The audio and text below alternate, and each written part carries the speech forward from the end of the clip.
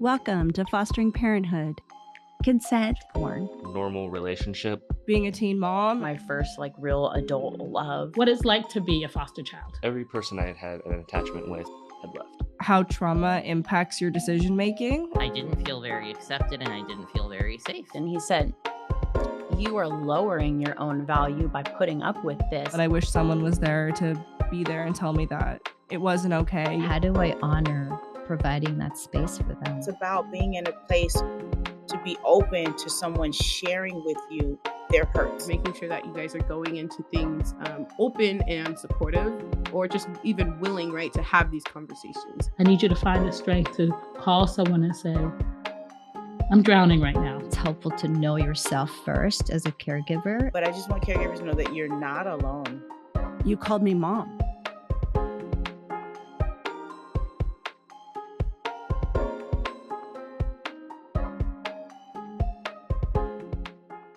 Hello and welcome to an exciting episode of Fostering Parenthood, the podcast where we delve into the multifaceted world of foster care and parenting. In today's episode, we'll uncover the importance of connecting Indigenous youth in foster care to their rich cultural heritage and how doing so can significantly impact their healthy sexual development. As studies have revealed, fostering strong cultural connections in Indigenous youth can lead to better sexual health outcomes and empower them to make them feel informed with decisions about their own sexual well-being. Join us as we listen to a real-life story from a former foster youth who shares her journey of discovering her Indigenous heritage and how this knowledge could have played a crucial role during her pregnancy.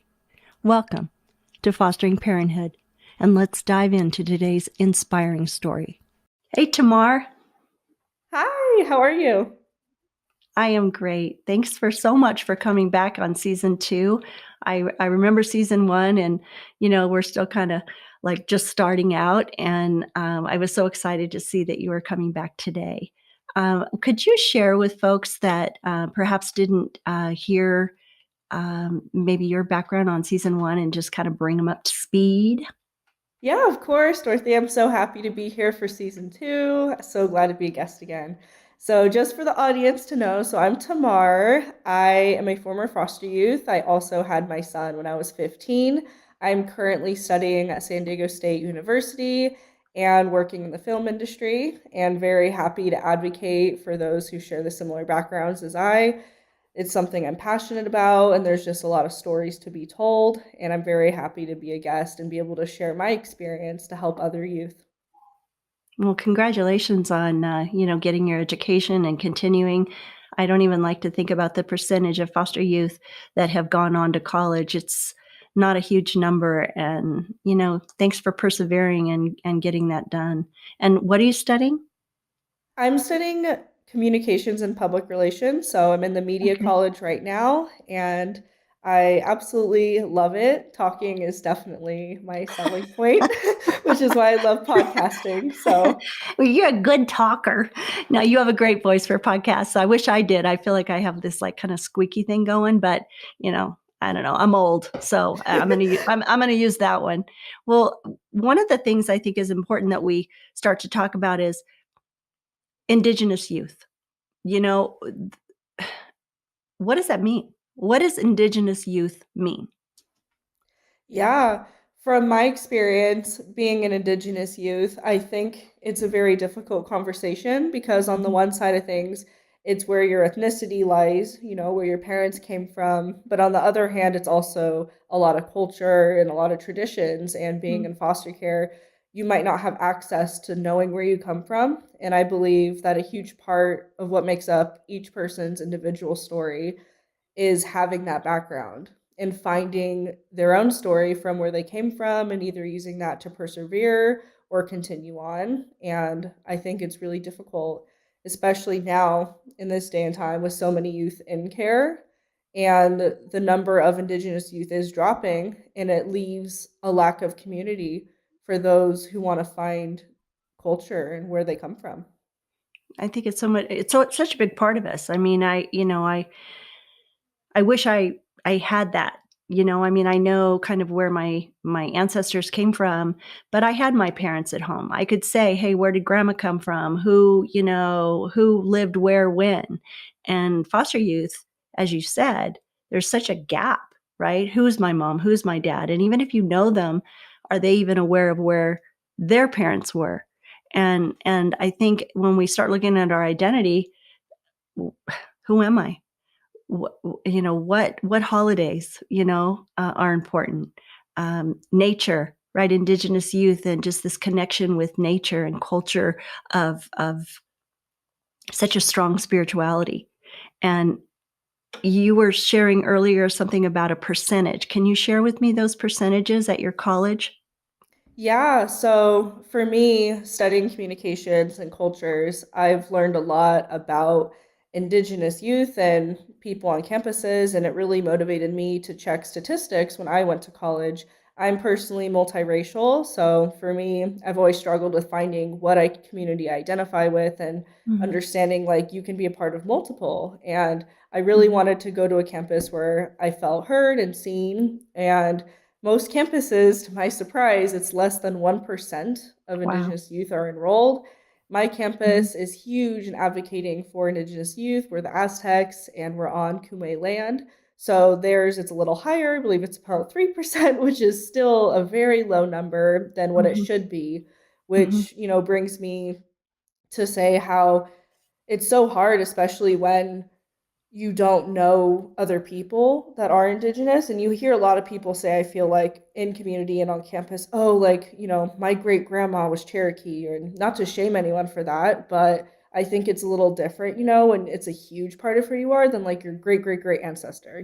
Having that direct lineage does impact like the way you look, what you believe in religiously, yeah, what Mhm. traditions, like you mentioned. Mhm. And I feel like it's really important for youth to have those ties and have them choose whether they want to continue with those traditions or not for their own future families. How do people find out? I mean, if you've got a kiddo in your home, right? You're a caregiver and you're really trying to help this child. I know two of my kids asked for one of those DNA kits for Christmas. Yes. So I'm like, spit in a tube, man, we'll find out. So do you have any other thoughts on how does somebody find out if they have a lineage? Yeah, so I'm personally part of two programs. One is called Ready to Succeed, which helps career development for former foster youth. And I'm also Mhm. part of a national program called Emma Bowen Foundation, which helps people of color, whether you're African American, you're Indigenous, it really doesn't matter, and they basically help tie you with networking as well and career development. But on the other hand of things, they help tie you to your culture. And the reason why I'm really proud to be a part of them is the mentors there have helped given me resources, to finding out where I come from. Because I've shared with them, I don't know, like, everything that I should know. I know what tribe, my grandma was on, but I don't really understand the extent of things. And they've connected me with Mm. resources like ACES, it's AISES, and they provide a ton of opportunities for Indigenous youth and things from scholarships, to Mm. mentorship, to career development, to education. And you can also get connected with your tribal ancestry, like on the reservation systems. And I know a lot of that can help with providing like scholarships and access to a community and finding out, how you can get involved with them. And it's been a really helpful resource, as well as I think looking in to the organizations if you're a student on your campus Mm. or if you're helping a transition age student, helping them transition to those programs when they finish high school if they're older, and if they Mhm. want to go to college, there's a lot of programs on my campus that help you as well if you're a Native American. And I think those are really amazing too, to help those older students find their roots. You had said something about you picked San Diego State, right? Because it's on a reservation and they're called the Aztecs, right? So part of maybe what a caregiver could help do is drive a child or a youth in their care toward kind of a good fit, not just Yes. any college, but one that can meet their needs, not just academically, but also culturally. 100%. I think that's a huge factor too in finding your community on a campus. I've had a hard time finding mine, it's my Yeah. first year here. Sure. And I feel like having a caregiver provide that smooth transition will help Hmm. you as a foster youth adapt better and have the same opportunity as everyone else. Absolutely.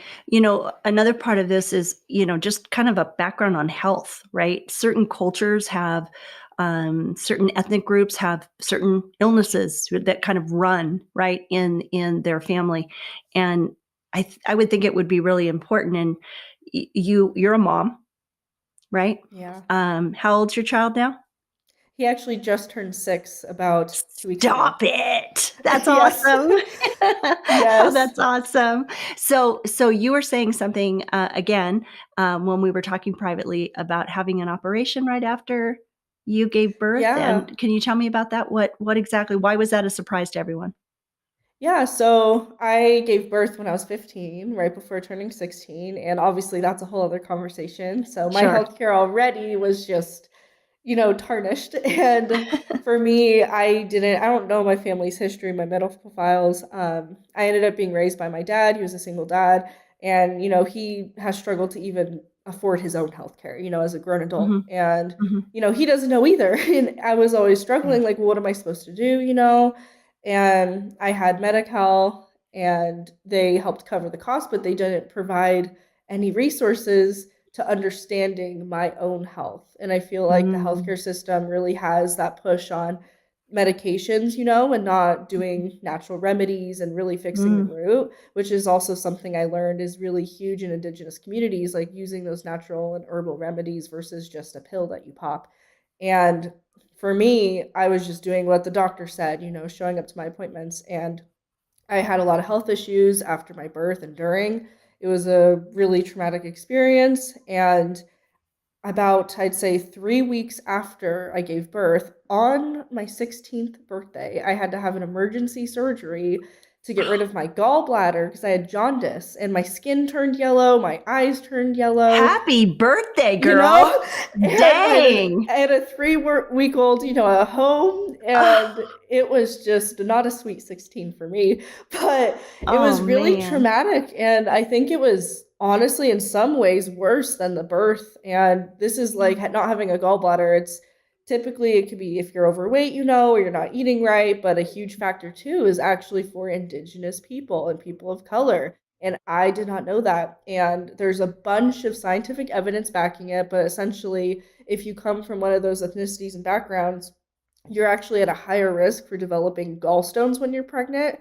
And there's ways to mitigate that if your doctor knows your background and history. And, I ate really healthy. I was really thin, even during pregnancy. And there was no reason why I should have, had to lose an organ, an organ so young.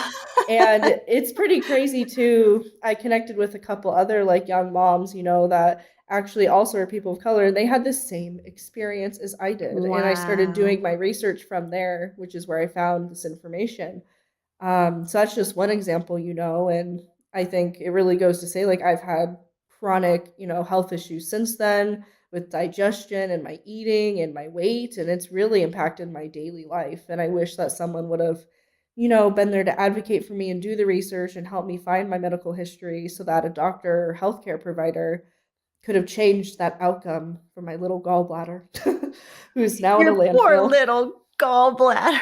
It lasted 16 years, though. It did. It did. It did. She held Your in. She held Oh in. my gosh, your gallbladder and its little rocks had to go somewhere. Yes.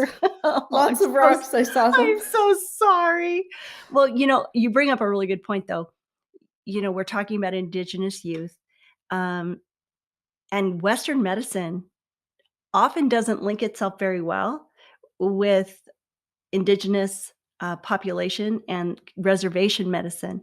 And even though there's a balance, had you been able to access your history, find out more about mom, right? And what she went through, perhaps maybe she doesn't have a gallbladder and She actually rocks. had the same experience. I There ended it up is. asking my dad, and he said, "Oh, like he didn't know at the time, but he's like, oh, wait, she went through that." And I was like, so Yeah. someone would have Would told have been me. nice. Yeah, would have been nice. So, hindsight, right? 2020. So I think it just brings a really good point in that we need to know our history. We need to know our medical history. We need to know our background so that we know what we're at risk for culturally, ethnically, because certain individuals are higher risk for certain things. And had you know that, you at least would have been mentally prepared, if nothing else, instead of spending your 16th birthday yellow. And I and I think that the idea of it, Indigenous youth being able to access, a medicine man on the reservation, and how comfortable a person would feel if that is part of their culture. And really, really good points. How do you think being an Indigenous youth, finding out your mom's background and that you are Indigenous, how does that affect your reproductive health? The view of it, how you kind of approach your healthy sexual development. Yeah, so I think a huge issue for me is I just didn't have access to healthy sexual development, which is why I also got pregnant so young. And it was really hard, I think, not having a mother around to guide me, before that happened and, during and after. All I know is she also experienced a lot of hard things in her birth, and I did as well. And I think that being Indigenous did tie into her experience. I know that she didn't get an epidural. I never knew why, and I didn't really understand that there are options besides just being at a regular hospital. And you can have this westernized view of, for example, childbirth, but you can kind of mesh them, like there's other options like having a midwife and having a caregiver and having like a water birth, and you can still tie to your ancestral roots, but also, do it whatever way you want. And for me, I was just young and I didn't know that there was other options out there. And my experience was so traumatic. I wish I would have known. So I could have, tried something that like my grandma and my great grandma did, maybe that I didn't know about. And I feel like having someone to advocate for me would have been really beneficial looking back now at 21. Well, I think it empowers you, right? When you know what your ancestors have done and what you're capable of doing, and yet you didn't even know that that was an option. So I think that knowing as much as you can about women in your history, the culture of your history, is empowering. 100%. And, like we also talked about, like healthcare, that also translates to reproductive rights. And, there's so much to dive in there. But I feel like things such as like birth control, which weren't always around, until really recently, and having abortion access and all that, that's going to look different for someone that has these roots. And for me, I always felt lost. I always felt like I didn't have anything to tie to, and I was just winging it, and I wish that I did have something to tie it to and have that resilience and strength and feel empowered by it. Because I remember when I gave birth, I felt anything but empowered. And learning in school, I always learned about just how empowered, like my ancestors were. And I never felt like that because I didn't know any better. So I think that providing these resources to youth when they're young, before these things happen, they'll make choices that align with their values and their morals and their history, and create, a legacy that we even have today. I think I'm hearing you say, here you're 15, pregnant, scared, and really adopting whatever the folks around you are telling you that this is who you are and what you're going to do, as opposed almost to floating, right? Like, Yes. wow, I don't know where I'm going. And learning about your culture, learning about who you are and who your ancestors are, grounded you. It anchored you. And now at 21 compared to 15, you're anchored. You don't only know what you're doing today, but it's based on what your ancestors and the empowerment and the strength that they were able to provide you over generations. And what a great place, what a great foundation for any woman, especially when we're talking about birth, to stand on. Yeah, 100%. And even for me too, like thinking about it now, I always felt like, especially when it comes to repro, I never felt seen, or comfortable. And I grew up around a lot of religious people and shoving like their own religions and where they came from. And I never really knew a lot of first gen immigrants either. And my grandparents too, on my dad's side, like they came here from Europe and like, direct lineage, like I knew them and they were alive during World War II. And that was really crazy to me because growing up, I never felt like I even had roots there. And knowing that like I actually am from this land, like it does kind of change things like once you have that perspective. And I wish that I had those supporters with me. And especially because there's, people have been giving birth at a younger age for a long time. And, those communities don't always judge you like the way a Western community does. And I feel like I would have had more emotional and just family support too if I would have been tied with my background. So it leads to, in the long run, stronger family ties as well, just from simple access. Which is why it's so important for our caregivers to help these youth and children find out how to anchor themselves. They're not going to just find out, they're just going to be lost unless we advocate and help in as many creative ways as we can, whether it's contacting local reservations, whether it's spitting in a tube, whatever that looks like, but really helping to ground our youth more appropriately, and not just looking at today, but looking at yesterday. 100%. I agree with you. I'm wondering as we talk, if we could come up with 3 tools between the two of us that we can offer to caregivers in helping the youth in their home find out who they are, find out what their lineage looks like, and help guide them as best as they can to help bring that I don't know, that fullness, right? Of who am I really? Yeah, I agree. I think that it goes to the caregiver, but also on a larger scale and having caregivers advocate for these things. I think a huge one is a lot of foster youth are on like programs like Medi-Cal. I think having them offer services like holistic medicine. For me, that's something I've looked into, but it's like $700-800 for an hour consultation. So I just haven't been able to do that yet. But I think that advocating, like just the system in general and saying like we need to provide these options for religious, cultural, and health benefits and have those proven statistics and those case studies, to show how it is beneficial and working on that. I think that's a huge one. So like the medical system, which then can provide youth with the option whether they want westernized medicine or not and maybe prevent illness and disease.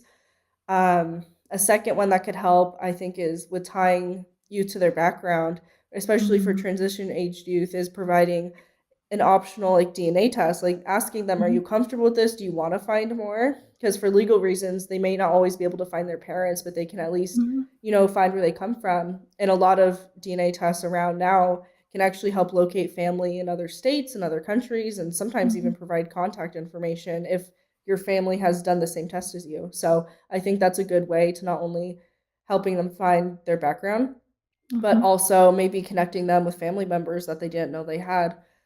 And I'd say a third tool that could be useful is also, like we talked about, building that community for them as they're going into education, having those programs, those Indigenous centers, and having things like ACES, researching the scholarships, the community building, the mentorship, which is not only going to boost the friends that they make and the mentors they have in their life, but that can also lead to career opportunities and have them have equal access when they graduate and not feel lost and help them find their own community. I love that because don't we all search for kind of who we are? What are our roots? What am I? What am I made of? What did my ancestors have to do to make it possible for me to be here today?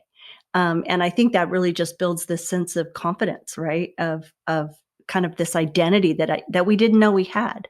Those are great tools. And I think that, as we kind of talk about this really important topic, but one that's not often talked about because of that 1% or 3%. I'm sorry, but this is a very important topic for that 1% and 3%.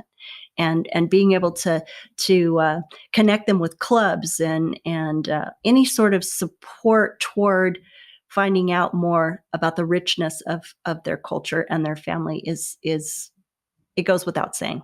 I think it's far more important than we give credit to. 100%. And for me, like I mentioned, I am multiracial. I'm a lot of different things, but the majority of where I come from is, being Native American and also being Persian. And then my dad's European. And I think it's also important, like for me, I may have not aged out of the system, but just how it was being raised with my dad's side of the family. And they're all very white, blonde hair, blue eyes. And then, I look like my mom because she's Persian and Native American. And like I never felt like I connected with them. No one was there to talk to these things with me. And I always felt kind of silly, like, oh, like, should I have this question? Should I be asking myself that? And I think that if I had this support system, especially too, like while I was being placed back in care with my father, like if there were these groups that I could, be a part of that my caseworker could have connected me with, I think that would have really helped my identity crisis, when I was transitioning there as well. Absolutely. Absolutely. Well, thank you, Tamar, for being here and just sharing your lived experience. It's always a pleasure to, I don't know, just take off the protective wear that we kind of wear with the world and be able to just share what we feel is really important. So thank you for being here. Yeah, thank you for making me feel seen. It's been a constant journey for me, especially now being a mom and wanting my son to know his roots too. Absolutely. I'm excited for your son because he has an advantage that he has such a great mom. He doesn't always think so, but I appreciate you saying it. Put him on, I'll tell him. All right. Take care. Yes. Take care.